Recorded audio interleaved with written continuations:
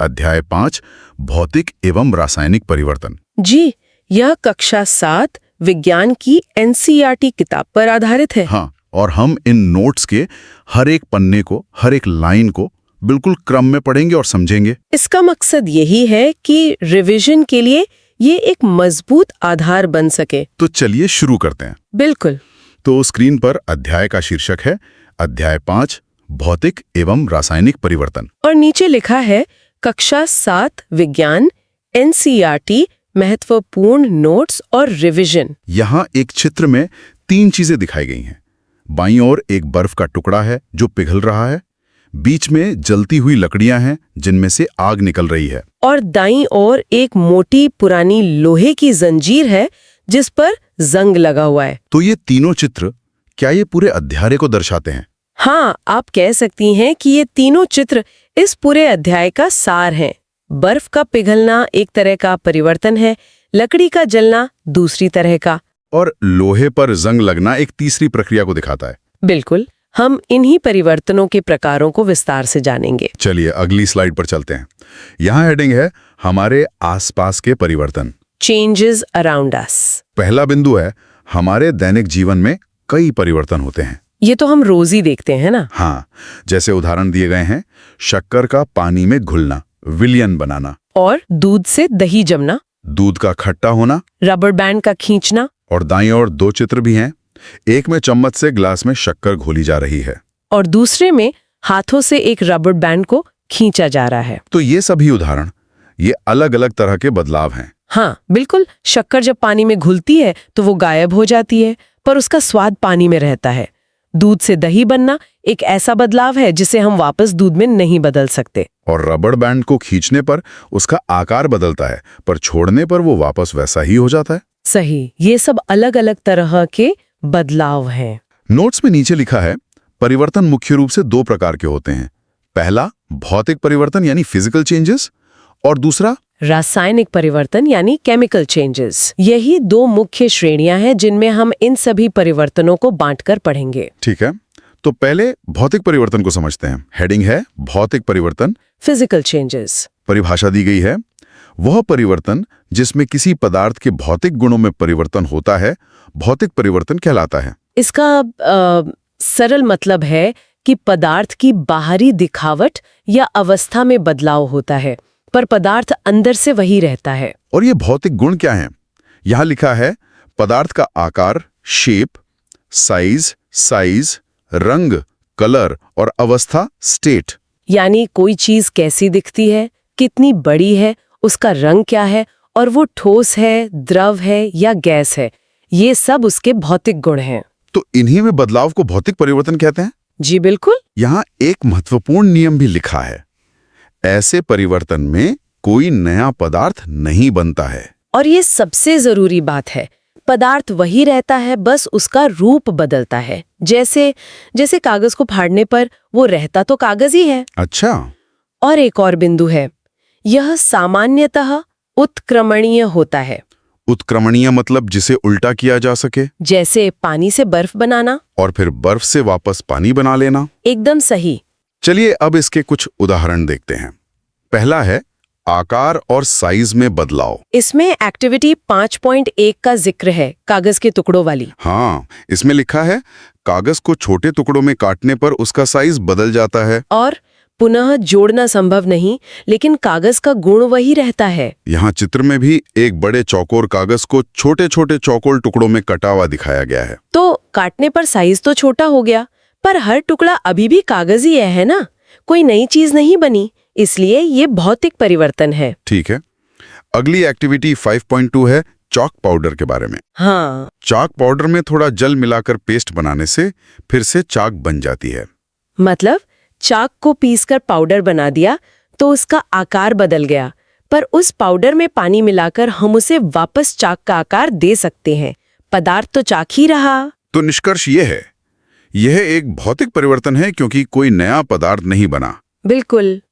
अब दूसरा उदाहरण है अवस्था में परिवर्तन, चेंज ऑफ स्टेट। ये बहुत दिलचस्प है। यहाँ एक चित्र है जिसमें बीच में बर्फ ठोस है, नीचे दाईं ओर जल द्रव और नीचे बाईं ओर भाप गैस है। और तीरों से दिखाया गया है कि ये कैसे एक दूसरे में बदल सकते हैं। एक्टिविटी 5.3 है बर्फ ठोस से जल द्रव और जल से वापस बर्फ। और एक्टिविटी 5.4 है जल द्रव से भाप गैस और वापस। तो यह चित्र जल के 3 रूपों को दिखा रहा है। जी। जब हम बर्फ को गर्म करते हैं तो वो पिघलकर पानी बन जाता है। यह अवस्था का परिवर्तन है, ठोस से द्रव। और जब हम पानी को और गर्म करते हैं तो वो भाप बन जाता है। हाँ, ये भी अवस्था का परिवर्तन है, द्रव से गैस। और इसी तरह ठंडा करने पर भाप से पानी और पानी से बर्फ बन जाती है। नोट्स में एक जरूरी बात लिखी है, जल की अवस्था बदल रही है लेकिन पदार्थ जल वही है। ये भौतिक परिवर्तन है। बिल्कुल सही। पदार्थ पानी ही है, H2O, चाहे वो किसी भी रूप में हो। इसलिए ये एक भौतिक परिवर्तन का उत्कृष्ट उदाहरण है। ठीक है, अब तीसरा उदाहरण देखते हैं, रंग में परिवर्तन। ये एक्टिविटी 5.5 है। जी। यहाँ चित्र में एक गैस स्टोव के ऊपर एक आरी के ब्लेड मतलब हैक्सो ब्लेड को गर्म किया जा रहा है। प्रक्रिया दी है, उपयोग किए जा चुके लोहे की आरी के ब्लेड को ज्वाला पर गर्म करना। और अवलोकन मतलब ऑब्जर्वेशन में लिखा है, ब्लेड का अगला भाग गर्म होकर लाल हो जाता है और फिर ज्वाला से हटाने पर और ठंडा होने पर ये अपने मूल रंग में वापस आ जाता है। तो इस प्रयोग में जब तक ब्लेड गर्म है उसका रंग लाल दिखता है, लेकिन जैसे ही उसे हटाकर ठंडा करते हैं वो वापस अपने असली रंग में आ जाता है। मतलब यहाँ रंग में बदलाव अस्थायी है। हाँ, और कोई नया पदार्थ नहीं बन रहा, लोहा लोहा ही रहता है। तो निष्कर्ष ये है, यहाँ रंग में परिवर्तन भौतिक परिवर्तन है। एकदम स्पष्ट। तो ये तो हुई भौतिक परिवर्तन की बात। अब दूसरी श्रेणी पर आते हैं, रासायनिक परिवर्तन, केमिकल चेंजेस। जी, अब बात होगी केमिकल चेंजेस की। परिभाषा है वो परिवर्तन जिसमें एक या एक से अधिक नए पदार्थ न्यू सब्सटेंसेस बनते हैं, रासायनिक परिवर्तन कहलाता है। इसे रासायनिक अभिक्रिया या केमिकल रिएक्शन भी कहते हैं। तो ये भौतिक परिवर्तन का ठीक उल्टा है। हाँ बिल्कुल। यहाँ सबसे महत्वपूर्ण शब्द है नए पदार्थ। इसका मतलब है कि जो चीज पहले थी वो अब कुछ और बन गई है, जिसके गुण भी पूरी तरह से अलग हैं। यहाँ कुछ उदाहरण दिए गए हैं, लोहे में जंग लगना, रस्टिंग, भोजन का पचना और फल का पकना। ये सभी स्थायी परिवर्तन है। आप जंग से आसानी से वापस लोहा नहीं बना सकते और पचे हुए भोजन से वापस असली भोजन नहीं बना सकते। बिल्कुल। और पके फल को वापस कच्चा नहीं कर सकते। इन सब में नए पदार्थ बनते हैं।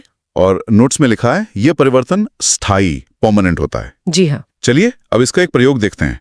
हेडिंग है मैग्नीशियम का जलना, एक्टिविटी 5.6। ये एक बहुत ही क्लासिक प्रयोग है। चित्र में एक मैग्नीशियम के फीते को जलाया जा रहा है जिससे बहुत तेज सफेद रोशनी निकल रही है। अवलोकन में लिखा है मैग्नीशियम के फीते को जलाने पर वो चमकदार श्वेत सफेद प्रकाश के साथ जलता है। जलने के बाद श्वेत भस्म व्हाइट ऐश शेष रह जाती है। हाँ, एक सफेद राख जैसी चीज बच जाती है। और संकल्पना ये है कि यह भस्म मैग्नीशियम से अलग एक नया पदार्थ है। बिल्कुल। जब मैग्नीशियम जलता है तो वो हवा की ऑक्सीजन के साथ क्रिया करता है।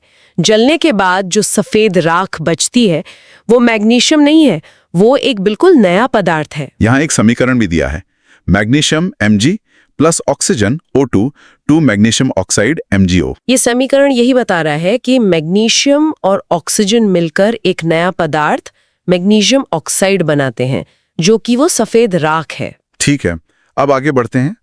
नए पदार्थ की प्रकृति, नेचर ऑफ द प्रोडक्ट। मतलब जो नया पदार्थ बना उसका नेचर कैसा है, एसिडिक है या बेसिक। यहाँ प्रयोग में लिखा है मैग्नीशियम की भस्म MgO को जल में घोलने पर एक नया पदार्थ बनता है। और उसका भी समीकरण है मैग्नीशियम ऑक्साइड MgO प्लस जल H2O, तो मैग्नीशियम हाइड्रोक्साइड MgOH2। तो मतलब उस सफेद राख को पानी में घोलने पर एक और रासायनिक अभिक्रिया हो गई। जी हाँ, और एक और नया पदार्थ मैग्नीशियम हाइड्रोक्साइड बन गया। फिर इसका लिटमस परीक्षण किया गया है जो कि महत्वपूर्ण बताया गया है। हाँ, यह मिश्रण लाल लिटमस को नीला कर देता है। तो इसका निष्कर्ष क्या है? निष्कर्ष है मैग्नीशियम हाइड्रोक्साइड एक क्षारक बेस है। अच्छा, देखिए, लिटमस पेपर से हम पता लगाते हैं कि कोई विलयन अम्लीय है या क्षारकीय, क्योंकि इस विलयन ने लाल लिटमस को नीला कर दिया। इससे यह सिद्ध होता है कि जो नया पदार्थ बना है वो स्वभाव से क्षारीय यानी बेसिक है। समझ गया। अब अगली एक्टिविटी 5.7 है कॉपर सल्फेट और लोहे की अभिक्रिया। ये बहुत ही रोचक है। इसमें रंग बदलता है। चित्र में 2 बीकर हैं, एक में नीला घोल है, दूसरे में एक ब्लेड डालने के बाद घोल हरा हो गया है। जी। प्रक्रिया है नीले थोथे कॉपर सल्फेट के विलयन में लोहे की कील या ब्लेड डालना। और इसका अवलोकन बहुत महत्वपूर्ण बताया गया है। पहला, विलयन का रंग नीले से हरा हो जाता है आयरन सल्फेट बनने के कारण। और दूसरा, लोहे की कील या ब्लेड पर भूरा निक्षेप या ब्राउन डिपॉजिट जम जाता है जो कि कॉपर की परत होती है। तो यहाँ हुआ क्या असल में? यहाँ लोहे ने कॉपर सल्फेट के विलयन से कॉपर को हटा दिया और खुद उसकी जगह ले ली। इसलिए नीला विलयन अब आयरन सल्फेट बनने के कारण हरा हो गया। और जो कॉपर हटा वो कील पर जम गया। हाँ, भूरी परत के रूप में। तो यहाँ 2 नए पदार्थ बने, आयरन सल्फेट और कॉपर। समीकरण भी दिया है कॉपर सल्फेट नीला प्लस लोहा, आयरन सल्फेट हरा प्लस कॉपर भूरा निक्षेप। बिल्कुल। अगला प्रयोग है एक्टिविटी 5.8 सिरका और खाने का सोडा। ये तो कई लोग घर पर भी करते हैं। चित्र में एक परखनली है जिसमें बुलबुले उठ रहे हैं। प्रयोग है सिरका विनेगर प्लस खाने का सोडा बेकिंग सोडा को मिलाने पर। अवलोकन है बुदबुदाहट की ध्वनि सुनाई देती है। गैस के बुलबुले बाहर निकलते हैं। जब सिरका जो एक अम्ल है और खाने का सोडा जो एक क्षारक है मिलते हैं तो एक गैस बनती है।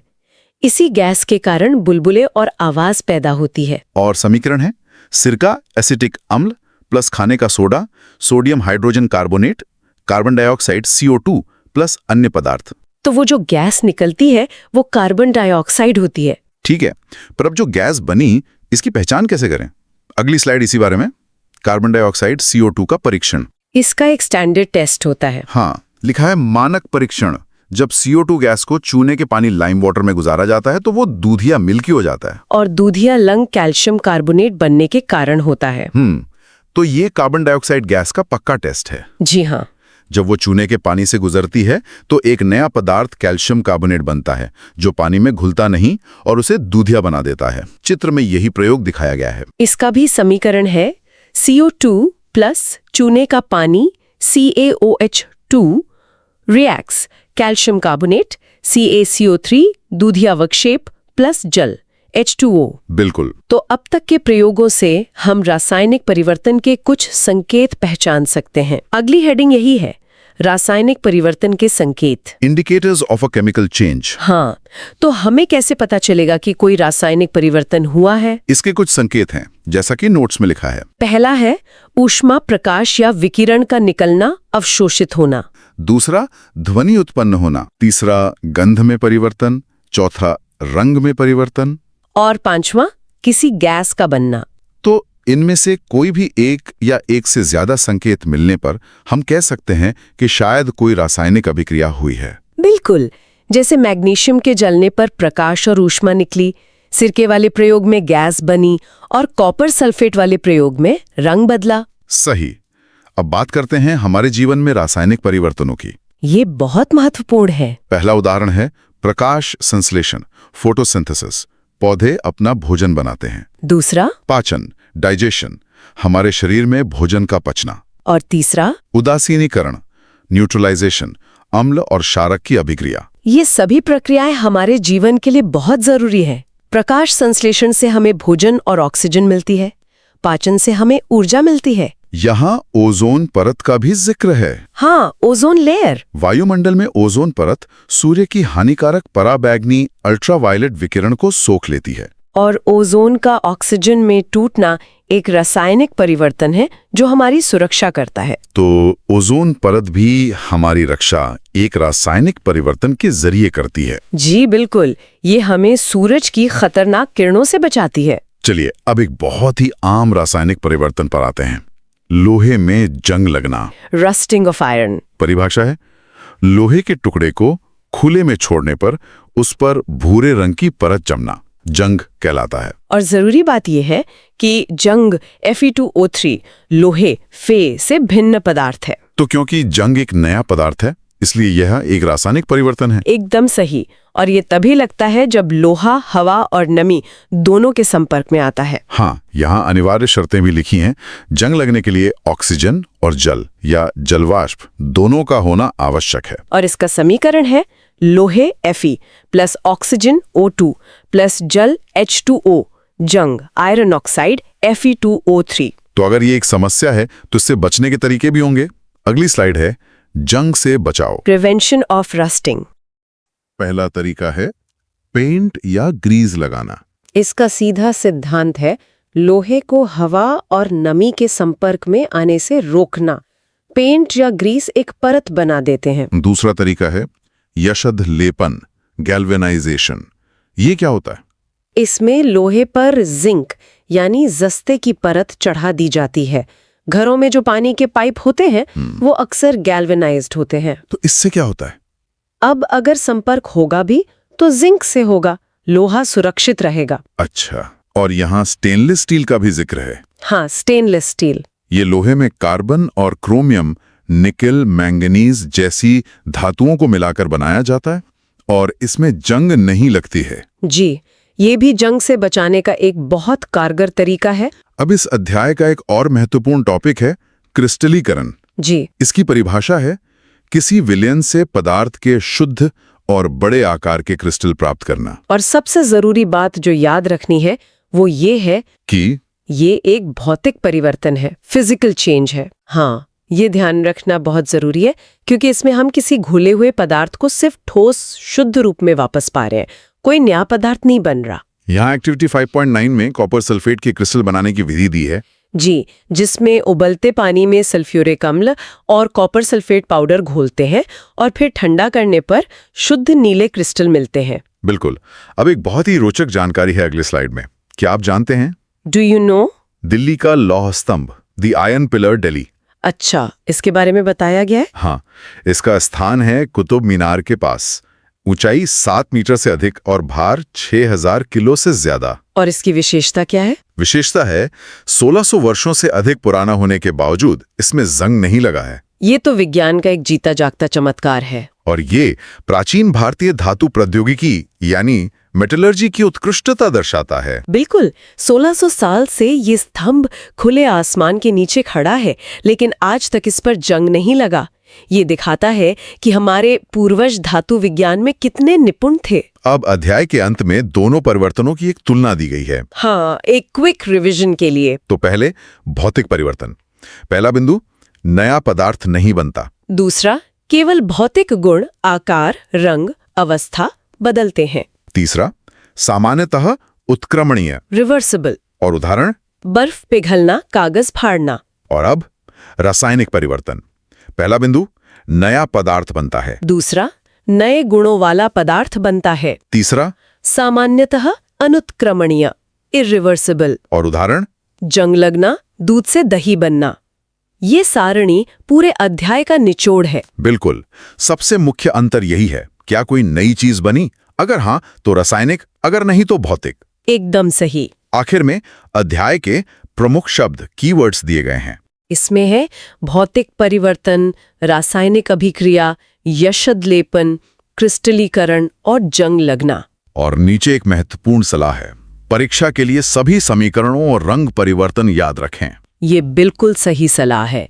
इस अध्याय से अभिक्रियाओं, समीकरणों और विशेषकर रंग में होने वाले बदलावों से जुड़े प्रश्न अक्सर पूछे जाते हैं। तो आज हमने भौतिक और रासायनिक परिवर्तनों को उनके उदाहरणों और प्रयोगों के साथ विस्तार से समझा। जी, अगर आप रेलवे, एसएससी, बैंकिंग या किसी भी प्रतियोगी परीक्षा की तैयारी कर रहे हैं तो आपके लिए एनसीईआरटी पढ़ना बहुत जरूरी है, क्योंकि ज्यादातर परीक्षाओं में सवाल सीधे या घुमाकर एनसीईआरटी से ही पूछे जाते हैं। इसीलिए हमने आपके लिए कक्षा 6 से कक्षा 12 तक के एनसीईआरटी नोट्स तैयार किए हैं, जो सरल भाषा और परीक्षा उपयोगी हैं। अगर आप ये नोट्स लेना चाहते हैं तो अभी व्हाट्सएप नंबर 92299-09706 पर मैसेज करें। नोट्स की कीमत बहुत कम है, तो बिना देर किए अभी मैसेज करें। अगर आपको यह वीडियो पसंद आए तो कृपया लाइक करें। जो लोग अभी तक चैनल को सब्सक्राइब नहीं किए हैं वे जरूर सब्सक्राइब करें। नीचे कमेंट बॉक्स में अपना फीडबैक अवश्य दें।